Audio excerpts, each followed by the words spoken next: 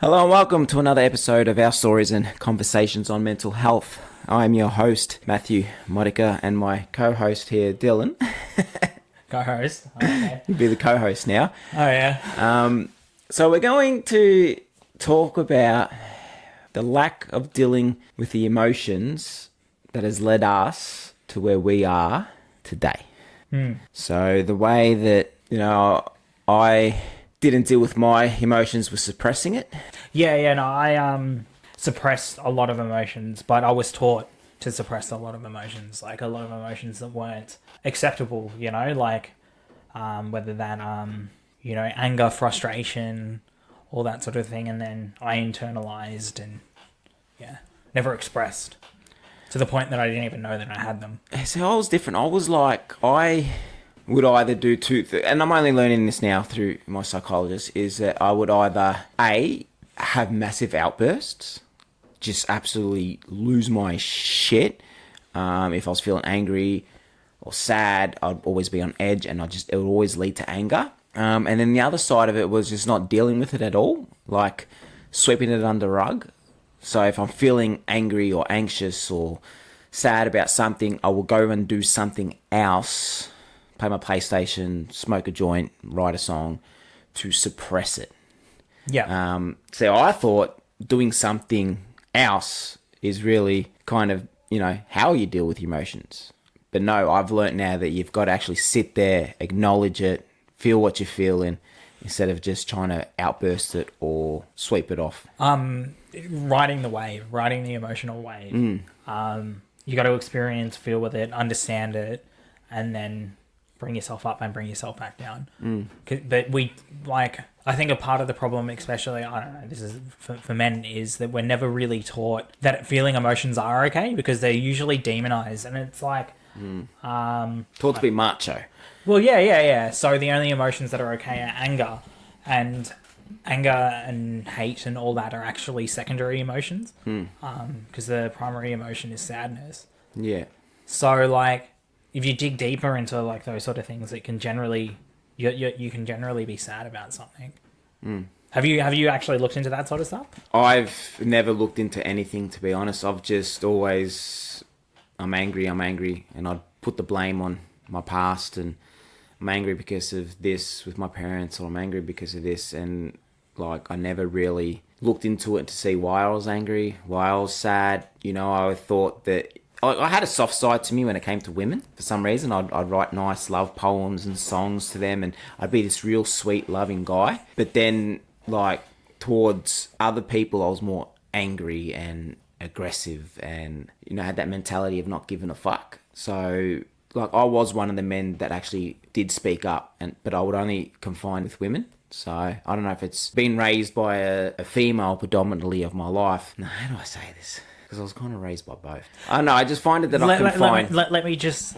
It was a certain dynamic where you were made to trust your mum over your father, which means that you had more connection to women than you did with men, because you trusted women more. Correct. But... Put that in good terms. But the person who emotionally damaged you the most was a woman, because it was your mother. Right. Yeah. It's exactly like me. And the thing is that they play on that.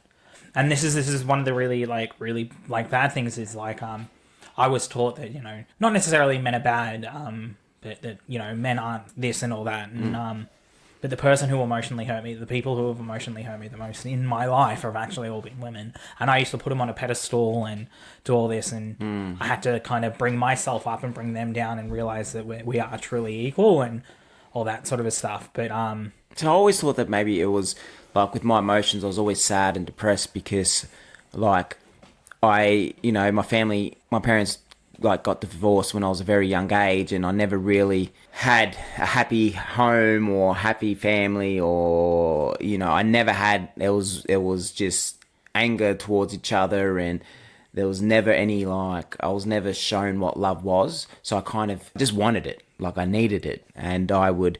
idolized it. Yeah, and I would... romanticized it. Yeah. Romanticize romance. Yeah, so I would always, fall in love easy. Every girl, she was the one. And then when we broke up, I would, cry and chuck tantrums in my room and lose my shit. I never spoke about those kind of things. But when it came to, problems with family and that, I always, spoke to my friends about it and that. But when I thought of, self-harming and all of that, I never spoke about that kind of stuff. It was just more, yeah, this parent's pissing me off, or yeah, this parent's doing this, and I'd speak up to my mates about it because they'd be around it. But yeah, man, it's tricky, like dealing with your emotions. It's like for men that just aren't used to it. Do you realize a part of a parent's role is not to just teach you how to do things; it's also to role model how to do things. Yeah. So, for example, like when your parents are sitting there fighting continuously and not showing you how a relationship should be, you never actually have a healthy view of a relationship. Yeah. So you can never, like, how do you know what a healthy relationship is? You don't. Oh, I don't. And then, like, with my partner and I, like, when she tries to show me affection and that, it, like, and this is what I've learned from a psychologist, it triggers all of the, hang on, I've never been shown this. I don't want it. And whenever I feel happy and excited, I straight away feel anxious because I was taught, like, like I was always let down as a kid, always let down. So when you get happy, like as an adult now getting happy and excited, I instantly think something bad is going to happen. Yeah, and I do. I used to do that as well. Yeah. So I don't know, like what? I think that stems from potentially from, I do a lot of research into this sort of shit, but like any single time when you were younger, you potentially had patterns of where something went well and then something would go bad. So you now subconsciously, anytime you have something good, oh no, something bad's going to happen. Because I had that as well. I remember when I, like a while ago, like I would start getting happy and I would just sit there and I'm like, oh my God, something bad's going to happen. Because nothing good can happen without something bad happening. Yeah. I don't know, like you spoke in podcasts about, self-harm and all that kind of stuff. And, the statistics are, 8 people every day. 75% men. And, men find... Like, I got friends that are just so, like, macho. Yeah, like, they're that type, like, when I tell them I'm having mental health problems, some of them are like, dude, people use that just as an excuse to not do anything. You know what I mean? Like, I don't want to leave the house. No. You're just using your mental health as an excuse. There's nothing really wrong with you. If you, eat well, work out, do this, do that, you're going to feel better. No, it doesn't work like that. But it's like, well, people have chemical imbalance. You know what I mean? Like it's, I'm on medication to help me, and medication was one thing I never wanted to do because I had, a family member that was always on them, and I saw them just go down the hole even more, and I was like, always feared it. But now that I started taking it, like I feel better. I get the motivation to do things, to get out. My OCD, anxiety is getting better. But there's just a lot of men out there that think that, you're weak or it's a stigma to have mental health, and I think that's why other men are too afraid to speak up because they're worried about the other men judging them. Yeah. I mean, I think you were talking about toxic masculinity. Yeah, and I mean I know toxic masculinity is a hot word and it is a thing, but there is also positive masculinity as well. There is healthy masculinity, and it's not taught, and for some reason the culture is developed into a way where we're not allowed to express it. It's... So how did you deal with your emotions? Like how you said that you... See, mine was really different because I never experienced anger. I had to learn to experience it. Like I used to get angry at like video games and all that, and maybe when I got drunk, but that's when it came out when my inhibition was low and when I would do really, really dumb stuff. But like when the body gets that severe emotional reaction and you're suppressing it, it has to go somewhere. It comes out sideways. So instead of like most men where they feel comfortable with experiencing it, I was opposite. I had to learn to experience so I could learn to feel it and then ride it and then handle it healthily. See, my problem is that I can't hate and I can't love someone at the same time. Like I can't, those two emotions, I can't. And we're doing this kind of like therapy at the moment where, say you pissed me off, right? And I'm angry with you. Instead of just snapping at you, I've got to not then and there, but some point later on the day, I'll need to visualize me getting angry at you. And then see how visualize seeing how you would take it. And then what I will do next. And it always leads to me just punching him in the face, just punching, and forgive me, this might be sounding full on, but this is just what we're doing in therapy, and it's a way to break through this, and just punching someone until they're like bloody, and until the anger goes away. And then, okay, now what do you feel? Oh, now I feel guilty. Now I feel bad thinking that. Oh, I feel, scared, And have to learn to like, it's just a thought. Like, just because I think I'm a pineapple doesn't mean I'm a fucking pineapple. You are not your thoughts. Yeah. So that's what I'm learning in therapy is, and I know people probably think, well, that's pretty full on, thinking about beating someone to an absolute pulp. But can I add something onto that? Yeah, no, go. No, this is part of the problem. This is part of, like, what you're referring to now is you judging your emotions, and this is what leads to suppression. This is why everyone suppresses stuff, is because culture has an idea and a view of how we should be, and then tells you and demonizes you if you think anything else. So, like, but the thing is, like, if you look at human nature and humans, like, we, like, through evolution, we got to a certain point, and then we don't just change. Our nature doesn't just change. So, yeah, society has changed in itself, but we still have the same thought patterns that we did 10,000 years ago. We still have the same tribalistic sort of views. Like, those don't disappear. It's actually about how we learn to handle them. And then the second that we go, oh, society doesn't like this, or someone doesn't like this, we don't actually talk about them or express them because whatever. And then... Because that's what the psychologist, when I would say visualize, beating, say a woman's pissed me off at the shops or whatever, and I'm visualizing beating them up, and it's like, I can't do that. That's not right. I'm beating up a woman, man. He's like, yeah, but it's just a thought. It's not. You're not going to actually do it. I go, no, I'm not going to actually do it. He said, but you've got to deal with that anger that you feel inside. And yeah, like I was saying, like, I just can't control anger and love at the same time. Like, I've got one parent that traumatized me, kind of thing, and I absolutely hate him, but then I love him, and it's hard I can't tap into both of them. Yeah, conflicting emotions. So I've got to learn. That's what we're trying to learn, that I need to be okay to hate someone and okay to love him. So when I'm angry with this person, I got to picture beating the shit out of him, because that's how I deal with my anger. But then I've got to deal with the guilt, thinking, why do I just think that? When the baby's crying, sometimes it's like you just want to shake him, and I can't think that. No, that's bad. That's not bad. And he's like, the therapy that we're doing with my son will be the last, because there's like the tolerance of anxiety. Yeah, my son would be like 100, where just some stranger in the street would be a 20. So I start off with something small like that. But, we all probably have the urges when our baby's just crying, just losing our shit. I've got to visualize doing it all, and it's scary because it just gets you so anxious, and then that's what triggers my OCD. Like, after I do get anxious about things like that, oh no, I got to check this, I got to do that, I got to do this, I got to do that. And yeah, it's crazy that our thoughts just can if we don't deal with them early and can't acknowledge them early, how much they can really mess us up. It's understanding of our own consciousness, yeah, which is like, spirituality goes into that concept, but like, there's consciential understanding. But do you know IFS, internal family systems therapy? It's about how we have sub-personalities, and the sub-personalities develop at different points in our lives, and sometimes it's so if you have like a serious episode of trauma, like, it locks you in at that stage of life, and almost like a sub-personality is developed. For example, it's like, stuff happened around your mum when you're on, or a really bad incident happened. There's a part of you that's locked in that stage of life, and anything that reminds you of it, it brings you straight back. It's why, and then you almost have to connect to your past self and then connect to it. And if you're suppressing stuff, there's parts of you that are locked back there, and you were never allowed to experience, and it creates all these things. But I don't know, what was the point I was going to make? I lost my point. But anyway.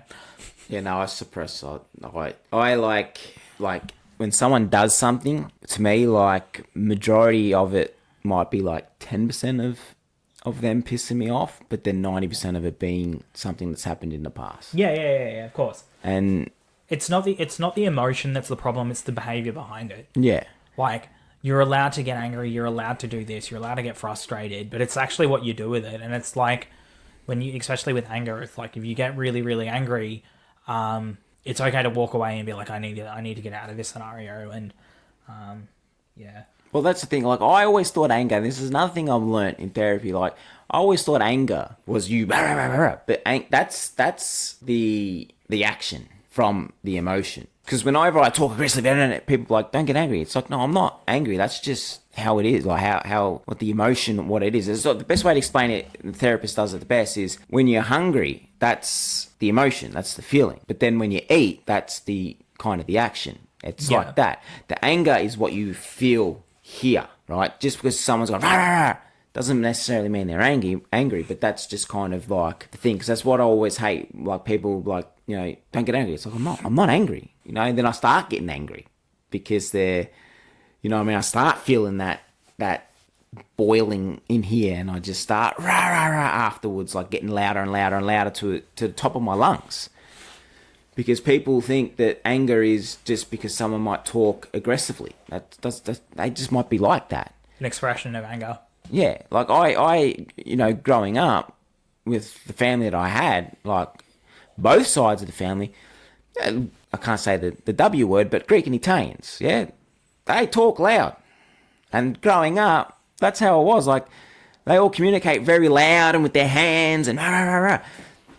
So when I do that, it's like, well, that's just how I'm raised. That's how I've been raised. Like, sometimes I'll talk abruptly and people think I'm being an asshole or arrogant or things like that. But I'm not. It's just how I was raised. And it's hard to change that. Like, you know, I'm working on it, but yeah, I know. It's just, I feel that men really need to like, you know, we're being opened, and it's just the best thing about like going to uni is like meeting other men that are happy to speak up, talk up, because it's just the stigma around it is just, you know, like I've seen like Andrew Tate, one of his podcasts, talking shit about people with mental health. You know, this guy's like, I'm not going to say a public figure, you know, but he's a public figure, whether you like it or not. But yeah. But then, you know, he might have people that might have mental health issues, and then they start to think to themselves, oh, no, I'm not. You know what I mean? They start thinking the opposite. Like, okay, nah, like you said, nah, mental health issues, nah. And not accept that they have mental health issues. You know, and I hate people that say that mental health is a what you might call it, like an excuse. Because it's not. Like, more people die from self-harm than cars, accidents, road tolls. It's double. You know what I mean? And the shit's real, and I talk about it all the time. As you said before, it's not just the deaths by suppressing or not dealing with the mental health problems. It's also the abuse. It's the addiction. It's every other thing that comes along with it, like the people not living happy lives because they're not dealing with their mental health. Yeah. And ideas like that Andrew Tate promotes aren't realistic, and they're not based in any evidence whatsoever. Yeah. And he just, it's actually really concerning how damaging that sort of stuff is. Yeah, see, I sound like an old person. I'm 39 years old, but I grew up in that era where it was just like, harden up. Go have a glass of cement and harden up. You know, and I used to throw that term around as well as someone complaining, oh, come on, mate, harden up. Like, we all go through shit. But, you know, as I got older, I started to look more into mental health and see, and, you know, that shit didn't help back then. You know, I had a friend that passed away from, you know, self-harm, and he was the funniest guy of the group. He was the one you always wanted out because he'd make you all laugh. You know, and then when that happened, you're like, wow, like this guy was like such a good kid, funny kid, you know what I mean? And then, yeah, like obviously he had things going on. We knew, you know, he had mental health issues, but it was just like, you know, we used to think we all have mental health issues, you know, but you didn't know how bad it was until the thing happened, which was, you know, shattering, because it was, you know, there's like 7 of us, all next door neighbours, all hung out in the same street together, and you start to think to yourself, what, you know, I should have reached out more, should have seen how he was. Because, yeah, like, just hearing that 75% of self-harm deaths are men is just, just insane. But it's, in those statistics, it's actually quite interesting because men do it a lot more violently as well. As in? So, for example, when women attempt, they do it by medication. When men do it, they Oh, do it's it like hangings and yeah. So there's a much more certain outcome. Like I don't know, I've read some stuff on it, but there's a lot into it. Like there's a lot more. Like I think in the ways that men do it, it's a lot more likely to happen than when women. It's a lot less likely. And then there's yeah. What do you think for men? What's with mental health? What's the biggest problem? Like, what do you feel besides the worrying that they're going to look weak? Why else would they not want to speak up? Because they're not aware that they're being gaslit into thinking that they don't have problems or trauma. Yeah, that what their feeling's normal. No. So for example, like grab a bit of concrete and harden the F up. The person who's saying that to you doesn't understand your situation. They don't have any idea. And then a lot of people assume from the outside it's like, oh yeah, from the outside it looks like everything's okay. That's not true. You don't know what that person's going through. You don't know what they're feeling. It's like, for example, like a bullet wound. Like if you look at it from the front, it doesn't you can tell it's a bullet wound and it's bad. But if you look at it from the back, the shell explodes outwards. That's exactly what happens with mental health and trauma. You can't visibly see how bad it is. The only person that really knows how bad it is the individual. And if we keep telling individuals that it's not that bad, they're never going to think it's that bad. So they're never going to get help. But in reality, we don't know how bad it is. And it's the same as like people experience everything differently. Yeah. You know, you and I might do the exact same thing, but you'll feel about it differently to what I feel about it. Yeah, because of our experiences are different. Yeah. And that's the thing, I think, another when people are like, but it's like, yeah, just because you find it easy doesn't mean they may find it easy. Like, I probably find some of the easiest tasks not easy at all compared to someone that finds it very easy.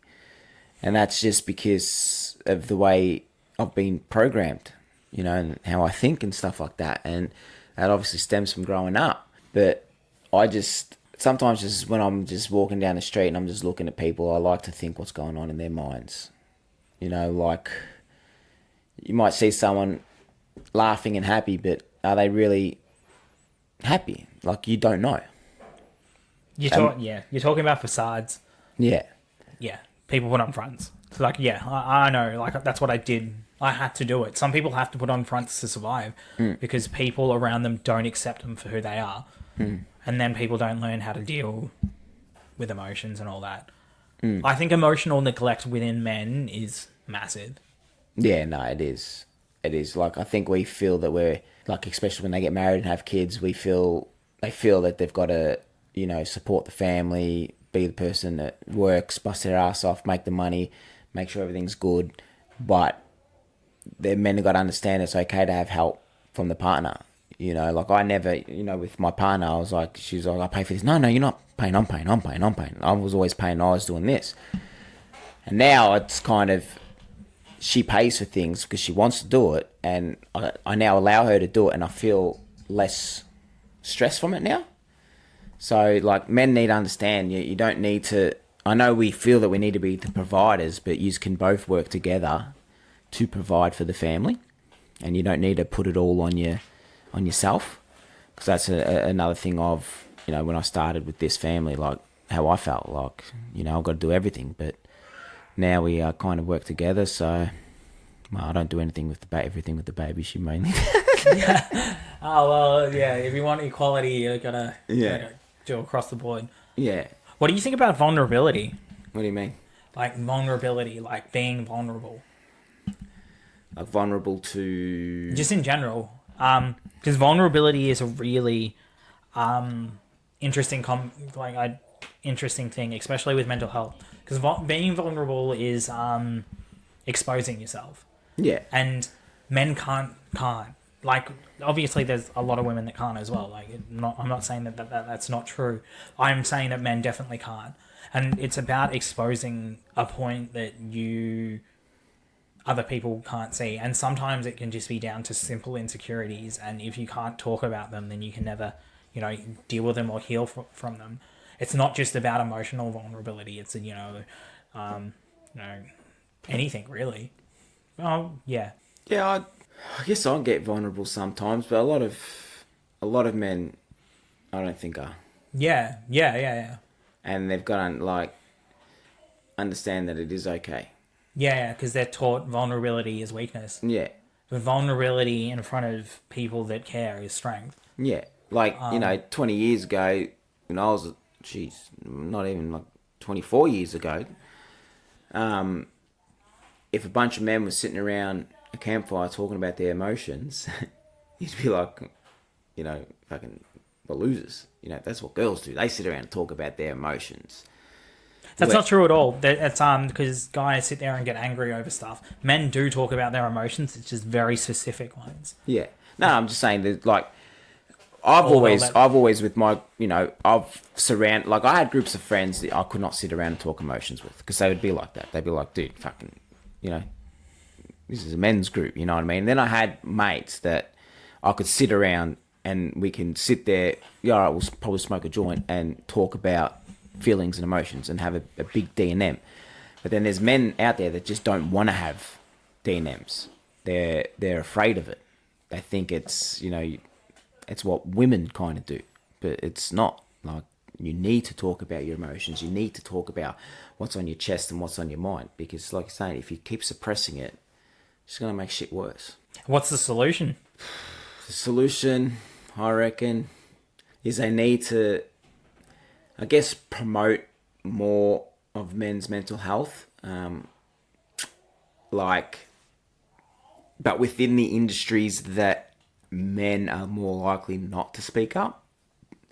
So I would like to see mental health things at gyms. I'm not saying that men that go to gyms don't have mental health problems, but there might be some in there that just, because you've got to reach out to those men that are afraid to speak up, or halfway there of speaking up, because I feel that they're the ones that are more, unfortunately, when something bad happens in life, are more likely to do something. So I think, like, having it more in masculine, like football clubs, and just mental health needs to be promoted around those kind of places.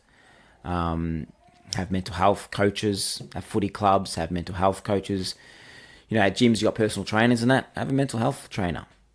That's what I feel they need to do. But no, there's no money into mental health industry. They've pulled money funding from it. So that's what I think needs to be done. It needs to just be focused around more of those manly areas. Have up at a construction work site, mental health. Mental health is important. Just signs, just something simple as a sign.